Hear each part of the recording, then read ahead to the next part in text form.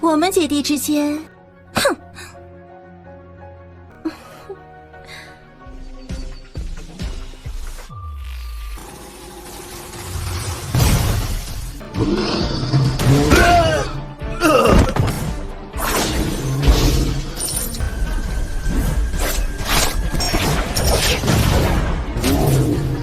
出事！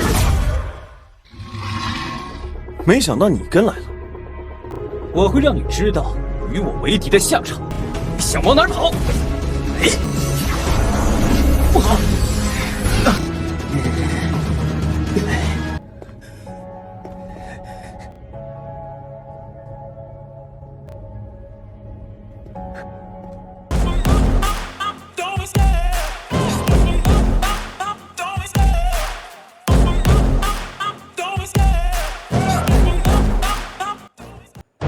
！Hai kaum rebahaners, pelajares ya pokoknya semua yang ngeres-ngeres. By the way, apa kabar kalian semua? Apakah wifi tetangga masih aman?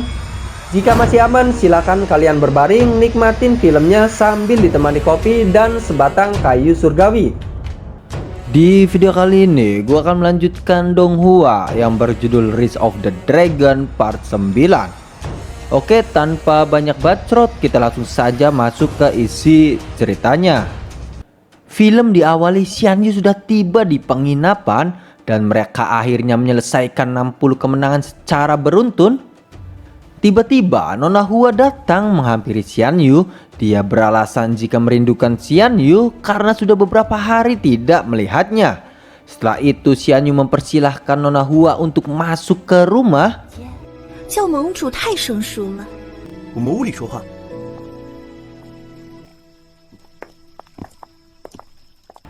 Nona Hua menanyakan kabar Xian Yu di pusat kota. Ternyata dia datang di malam hari karena mempunyai 3 kabar baik untuk Xian Yu. Salah satunya tentang Lembah Seribu Roh. Lembah tersebut adalah tempat paling misterius di kota surgawi, juga tempat terbaik untuk berkultivasi. Ada banyak tanaman roh di Lembah Seribu Roh yang mengandung energi roh abadi yang sangat langka. Dalam jangka waktu 1 tahun berkultivasi di lembah, maka setara dengan 10 tahun bahkan 100 tahun berkultivasi di dunia luar. Dan sekarang masih tersisa 3 bulan sebelum pembukaan Lembah Seribu Roh. Semua kekuatan besar di pusat kota sangat ingin memasuki lembah untuk berlatih. Lalu jika ingin memasuki Lembah Seribu Roh, Xian Yu harus memiliki token 1000 roh. Selain itu, token 1000 roh terletak di Gunung Ziwei. 15 hari lagi Gunung Ziwei akan dibuka. Pada saat itu Xian Yu dapat memasuki gunung dan merebutkan token 1000 roh. Sangat mudah untuk mendapatkan token 1000 roh di Gunung Ziwei. Akan tetapi jika ingin menyimpannya selama sebulan mungkin akan sulit. Hanya yang kuat yang bisa melakukannya. Jika tidak, token 1000 roh akan direbut orang lain.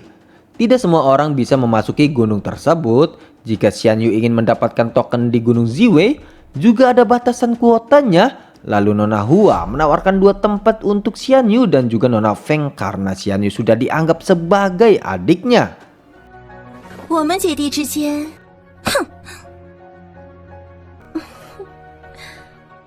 Dan kabar selanjutnya, jika ada sebuah makam kuno yang diduga sebagai makam naga ditemukan di pinggiran pusat kota.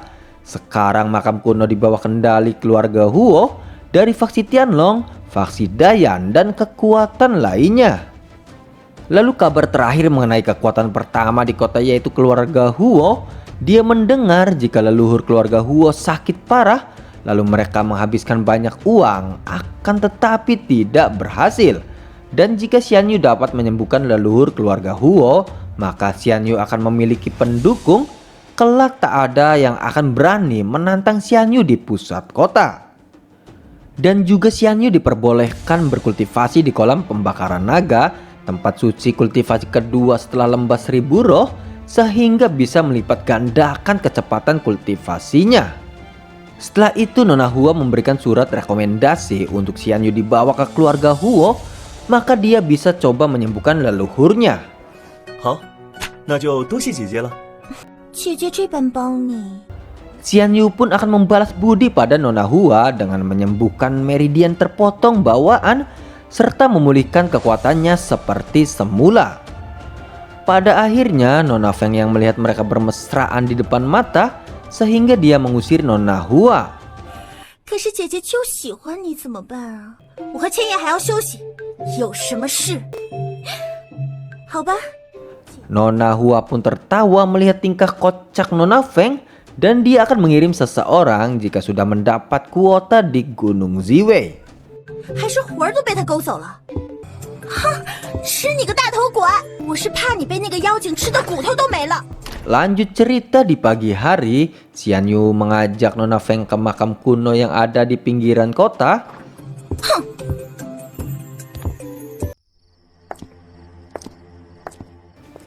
Setelah itu, Xian Yu telah tiba di makam kuno dan Xian Yu merasakan ada sesuatu di dalam makam kuno dan kemungkinan itu adalah makam naga. Dan Lu Kunlun pun datang untuk mencari kekuatan di makam kuno. Ternyata dia memiliki energi pedang yang mengerikan. Setelah beberapa bulan berkultivasi, Lu Kunlun menjadi sangat lebih kuat. Lalu dia pun menggoda Nona Feng karena memiliki domain suci. Dia berniat untuk menikahi Nona Feng karena parasnya yang aduhai. Sontak saja Nona Feng menolaknya karena dia menyukai Xian Yu. Menurut Lu Kunlun, jika dia memiliki pedang domain suci, dia juga master peringkat kedua di daftar surgawi. Akan tetapi Nona Feng lebih memilih Xian Yu karena dia memiliki domain tingkat maharaja. Sontak saja Lu Kunlun yang mendengarnya marah karena tingkatan tersebut telah dibanding-bandingkan Nona Feng. Pada akhirnya mereka berdua akan bertarung. Akan tetapi tiba-tiba Nona Yu King datang dan membela Xian Yu. Dia mengatakan jika Xian Yu adalah tamu dari pavilion petir harta karunnya. Akan tetapi Lu Kunlun tidak akan tinggal diam. Dia tetap menginginkan Nona Feng untuk menikah dengannya. Sontak saja Xian Yu kesal dengan perkataan Kunlun. Lalu tiba-tiba orang-orang dari gua surgawi datang. Ternyata makam kuno berada di bawah kekuasaannya. Setelah penelitian para tetua gua surgawi, keluarga Huo, faksi Tianlong dan faksi Dayan, makam kuno itu adalah makam naga. Lalu mereka juga menyadari jika sang peri telah tidur selama hampir 10.000 tahun. Jika mereka berminat, maka mereka bisa membelinya. Dan pelelangan pun segera dimulai. 可以拍走开古河，看，现在开始对龙木之宝。我天龙宗出价3万神币。臭小子，我们要不要出价？我出6万神币。 Chu Xian Yu pun menawar 600.000 koin ilahi. Pada akhirnya Xian Yu telah mendapatkan makam kuno pertama. Dan menurut aturan sebelumnya, barang yang diperoleh dalam pelelangan harus dibuka di depan umum. Xian Yu tidak perlu khawatir karena harta tersebut tidak akan ada yang berani merebutnya. Jika ada yang berani maka akan menjadi musuh sekte gua surgawi. 好，帮你破开封印。龙火，这 Dan Xian Yu pun mendapatkan naga api. Dia sangat beruntung mendapatkan naga api karena semua orang menginginkannya. 不了，这龙火对我有用。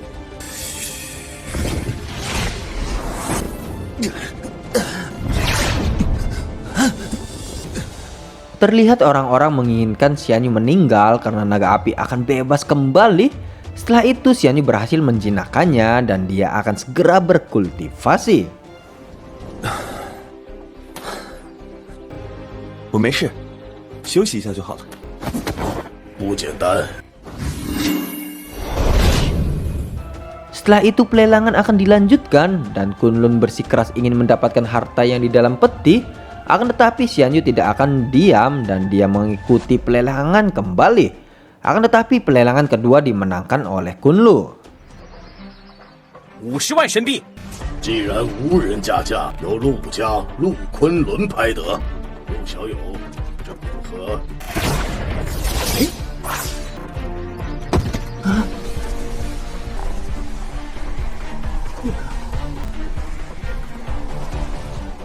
，Ternyata Xian Yu mengalah karena dia sudah mengetahui isi di dalam peti bukanlah sang naga.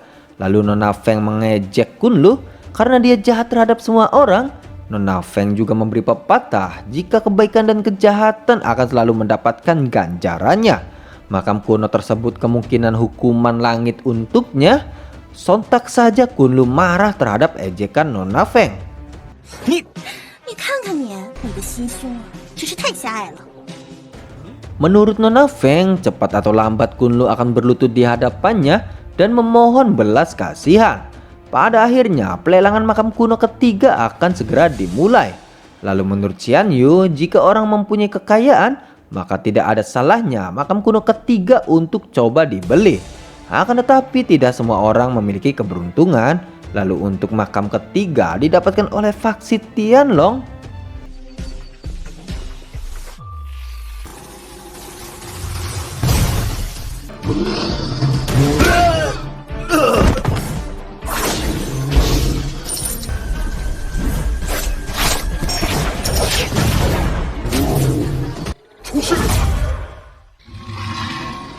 Terlihat Xian Yu merasakan ada bahaya yang berada di dalam gua. Lalu dia akan segera memasuki gua tersebut.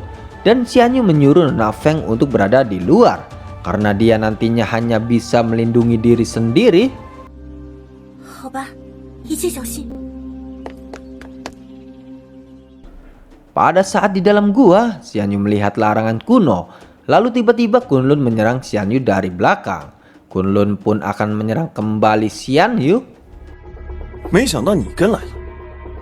我会让你知道与我为敌的下场。你想往哪儿跑？哎，不好！ Kunlun pun sangat bodoh. Dia ditipu terus-menerus oleh Xian Yu. Dan Xian Yu pun segera pergi mencari tanda bahaya yang tadi muncul.